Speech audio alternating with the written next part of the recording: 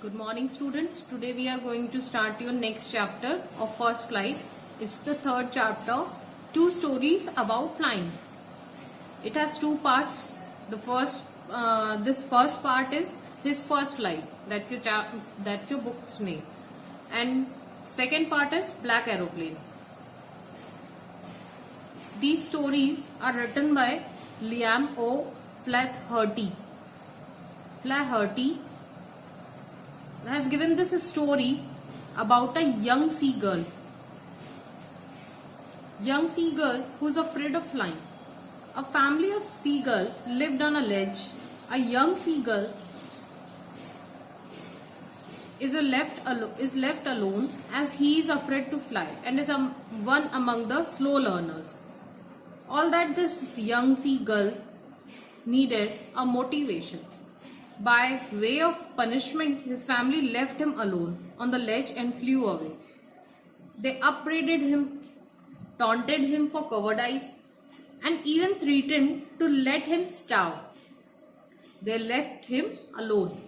He remained hungry for 24 hours and was unable to shed off his fright of flight. He was unable to fly. He cried, begging his mother to bring him some food.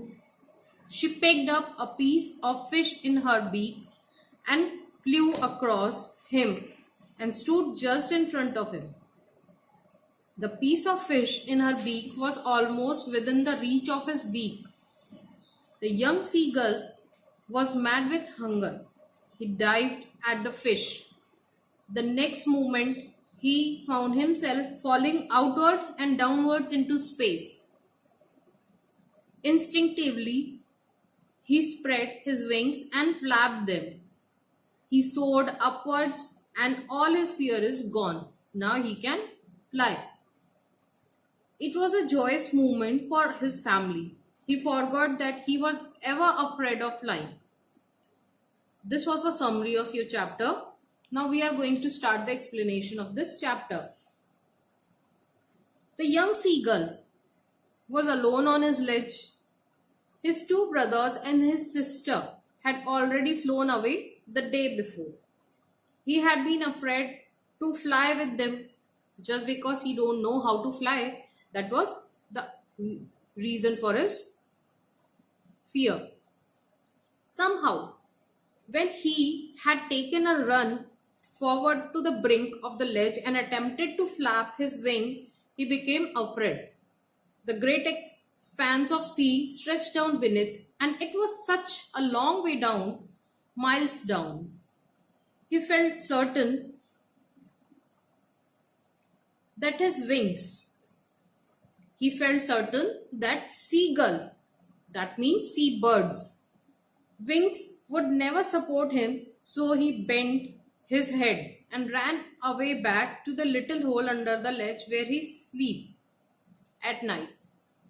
Even when each of his brothers and his little sisters, whose wings were far shorter than his own, ran to the brink, flapped their wings and flew away, he failed to muster up courage to take the plunge which appeared to him so desperate. His father and mother had come around, calling him shrilly, upbraided and threatened him to let him starve on the ledge only. But for the life of him, he could not move. That was 24 hours when he starved. Since then, nobody has come near him.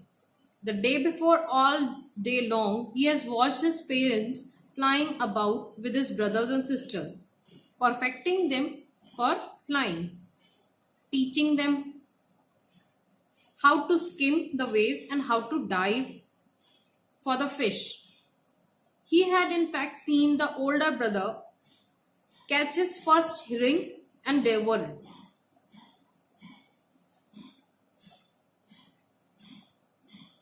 Standing on a rock, while his parents circled around the raising a proud cackle, and all the morning the whole family had walked about on the big plateau midway down the opposite cliff, taunting him with his cowardice.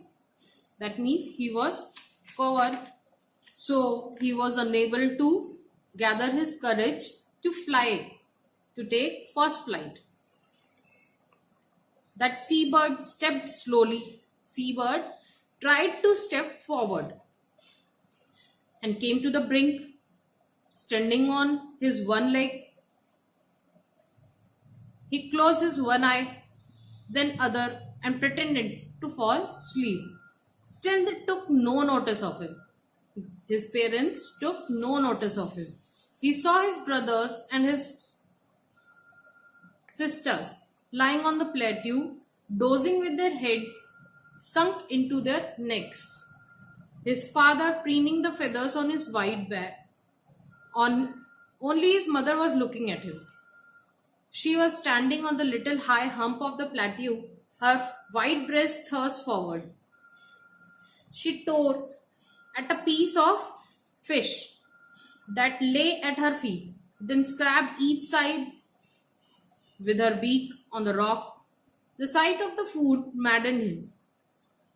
How he loved to tear that way, scraping his beak now and again to well it.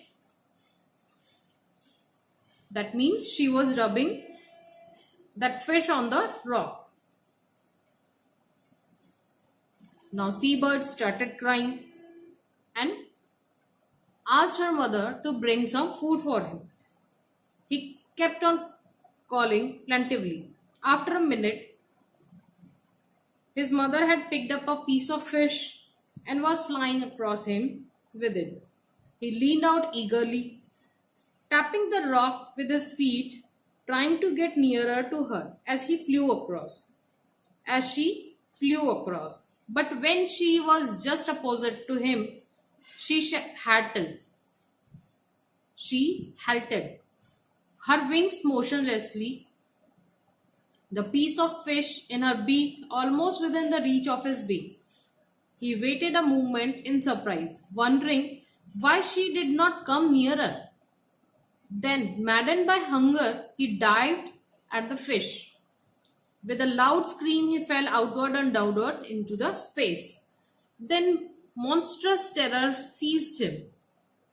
His heart stood still. He could hear nothing. But it was only lasted a minute. The feathers then under his stomach and against his wing. He could feel the tips of his wings cutting through the air. He was not falling headlong now. He was soaring gradually downwards and outwards. He was no longer afraid. Now he has started to take flight. He has learned how to take a flight. He just felt a bit dizzy. Then he flapped his wings once and he soared upwards. He answered her with a mother's scream. Then his father flew over him screaming. He saw his two brothers and sisters flying around him, curving and banking and soaring and diving. Then he completely forgot that he had not always been able to fly and commended himself to dive and soar and curve, streaky.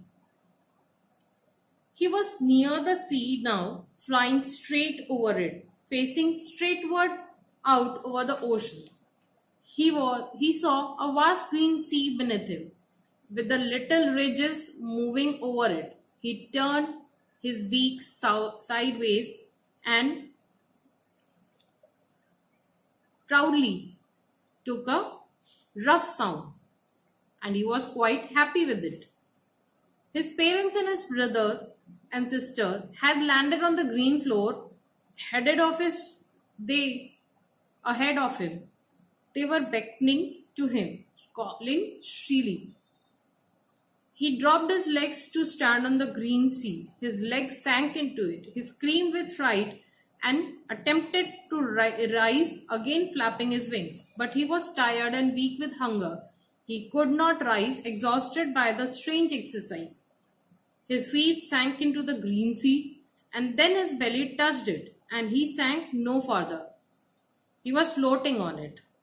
And around him, his family was screaming, praising him, and their beaks were offering him scraps of dogfish. He had made his first flight. This was the first flight made by that seagull. That seabird gathered his courage, took his first flight, and now he was very happy to take his first flight, as well as he took out his way to bring or search for his own food. That was the first part of your chapter. Now we are going to start your second part of the chapter, that is a black aeroplane. The black aeroplane. This is a story written by, this is a actually chapter written by Frederick Forsyth.